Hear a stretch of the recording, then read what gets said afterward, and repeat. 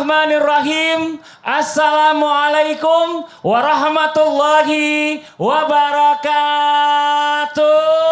Waalaikumsalam warahmatullahi wabarakatuh. Jamaah. Yeay. Oh jamaah. Yeay. Alhamdulillah.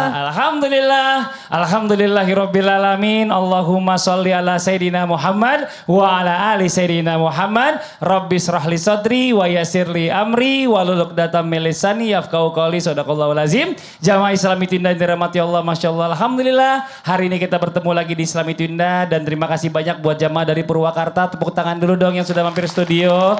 Dan terima kasih banyak juga buat jamaah Islami Tunda yang di rumah yang selalu setia menyaksikan Islami Tunda ya. Nah sebelumnya saya mau tanya dulu sama jamaah yang ada di rumah dan juga di studio. Jamaah. Pernah ngelihat orang ya yang masalahnya berat, hidupnya banyak ujian, tapi kok kelihatan wajahnya kok baik-baik aja ya. Tenang-tenang aja gitu. Pernah nggak ngelihat gitu, Bu? Enggak pernah, Bu. Kelihatannya mukanya tuh tenang-tenang aja, sebenarnya hatinya mikir gitu. Tapi pertanyaannya, rahasianya apa sih? Kok bisa setenang itu? Nah hari ini kita bahas ya. Temanya luar biasa, mudah-mudahan kita menjadi orang-orang yang sabar semuanya, amin. Bisa tenang walaupun menghadapi masalah yang lagi berat, amin. Temanya adalah rahasianya apa sih? Kok bisa setenang itu? Ini Masya Allah luar biasa. Pasti ilmunya tinggi nih. Makanya kita mau belajar ya bagaimana caranya kita bisa dapat ilmunya. Nah sebelum kita lanjut mendengarkan tausiah dari guru-guru kita lihat dulu ada sebuah video tayangan tentang masihkah kamu mengeluh atas nikmat rezekimu? Pertanyaan nih. Coba kita lihat tayangannya. Ini dia. Banyak orang di luar sana kita lihat udah berumur tapi masih mencari rezeki walaupun badannya udah nggak tegap lagi gitu ya. Dan ini Masya Allah luar biasa, kita salut buat mereka orang-orang yang masih mau berjuang ya. Nggak mau berpangku tangan aja di rumah males-malesan gitu. Cuma menunggu bantuan dari orang, nauzubillah summa nauzubillah. Salut kita, tepuk tangan dulu dong Bu buat video tayangan tadi. Nah pertanyaannya nih yang pertama nih Bib nih ya. Apa benar nih katanya orang itu walaupun terlihat ekonominya serba susah sebenarnya masalahnya rumit dalam hatinya itu udah tertanam. Sebenarnya gini, aduh rezeki itu kan udah tertakar dan tidak akan tertukar. Wah ini Masya Allah luar biasa. Coba mohon izin penjelasannya silakan Bib. Tepuk tangan buat Habib Usman. Bismillahirrahmanirrahim. Assalamualaikum warahmatullahi wabarakatuh. Waalaikumsalam warahmatullahi wabarakatuh.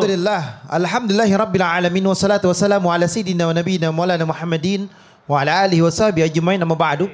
Segala puji bagi Allah subhanahu wa ta'ala. Alhamdulillah penonton di rumah dan penonton di studio mendapatkan ilmu yang bermanfaat dari guru-guru kita, yang insya Allah hari ini ilmunya sangat bermanfaat dan menjadi kebaikan, keberkahan pada hari ini ya Rahman, amin ya Rabbal alamin.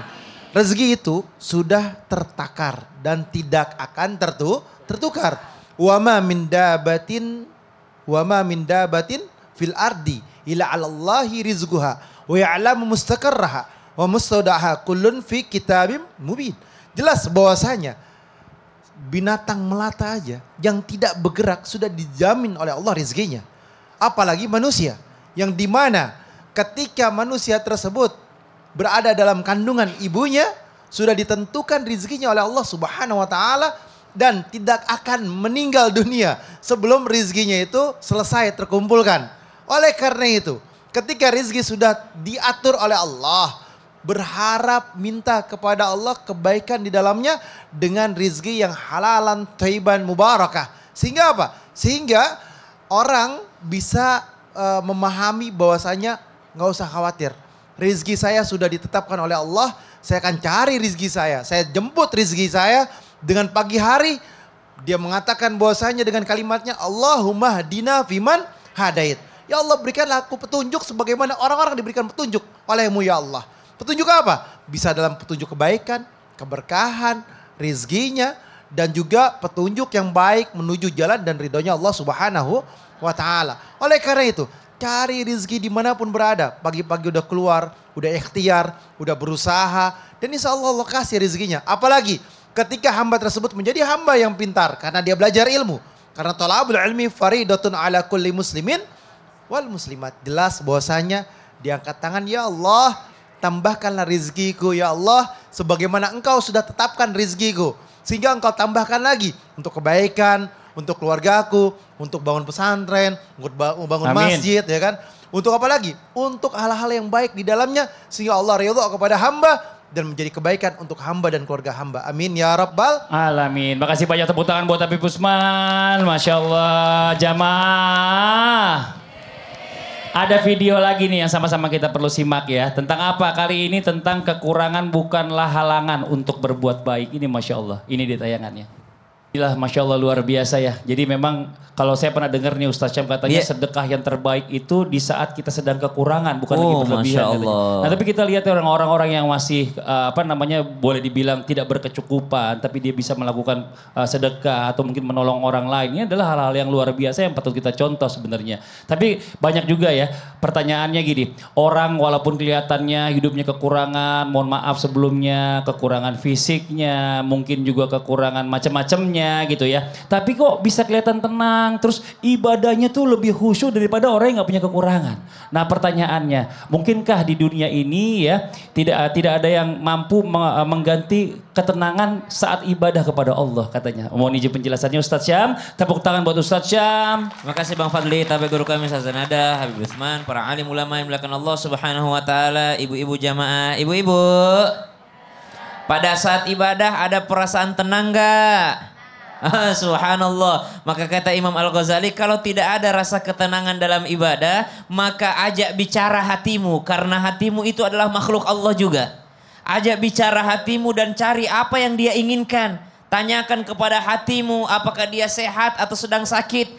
Karena sesungguhnya yang menentukan itu adalah hati. Lihat bagaimana Nabi SAW menjelaskan kepada kita semua bahwasanya di dalam tubuh manusia, di dalam diri manusia ada segumpal daging. Kalau dia baik maka saluhal jasadu kulluh, maka baiklah seluruh tubuhnya. Sehingga kalau kita lihat ada orang dengan kekurangan fisik tapi subhanallah ibadahnya luar biasa, tenang melaksanakan ibadah. Ada orang dengan kekurangan ekonomi tapi subhanallah sedekahnya luar biasa. Kenapa? Karena baik hatinya, hati yang menentukan. Sedangkan ada juga orang yang fisiknya sempurna, ekonominya sempurna, tapi pelitnya luar biasa. Kenapa? Ada penyakit di dalam hatinya. Kalau dia buruk hati tersebut, maka fasadal jasadu kullu, maka buruklah seluruh tubuhnya. Maka ala wahyal qalb, dia adalah hati manusia.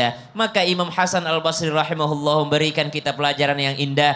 Kalau engkau ingin bahagia, carilah ketenangan dalam 3 hal. Yang pertama, carilah ketenangan ketika berzikir mengingat Allah. Lisanmu berzikir, hatimu mengingat Allah, maka cari ketenangan dalam hal tersebut. Yang kedua, carilah ketenangan dalam sholat. Ketenangan dalam sholat, kebahagiaan dalam sholat bisa ditunjukkan dengan apa biasanya Bu? Biasanya ditunjukkan dengan tumakninah. Kalau ada orang yang sholat dengan tumakninah, Allahu Akbar, anggota tubuhnya tenang, hatinya bergetar mengingat Allah, berarti dia dapatkan kebahagiaan dalam sholatnya. Lalu carilah ketenangan dan kebahagiaan itu pada saat apa? Pada saat membaca Al-Quran. Bukan mengejar-ngejar khatamnya, tapi mengejar bagaimana berbincang dengan Allah Subhanahu wa ta'ala. Sehingga para orang-orang saleh terdahulu, para salafus saleh ditanyakan, bagaimana engkau hidup di dunia ini? Bagaimana ketenangan yang kau rasakan? Kata beliau, saya kalau bukan karena adanya waktu malam, saya pengen cepat-cepat mati. Tapi karena adanya malam, maka saya sangat senang dikasih kesempatan sama Allah hidup di dunia ini karena adanya waktu malam. Maksudnya beribadah di malam hari itulah yang membuat hidup saya menjadi tenang. Masya Allah, makasih banyak Ustaz Syam. Sama-sama, tepuk tangan buat Ustaz Syam. Oke, buat jamaah Islam itu yang ada di rumah, jangan kemana-mana dulu. Kita akan lanjutkan lagi pembahasan kita tentang tema yang luar biasa hari ini. Rahasianya apa sih? Kok bisa setenang itu? Yang di rumah jangan pindah channel ya, tetap di Islam itu Indah. Jamaah! Yeay! Oh jamaah! Yeay! Alhamdulillah!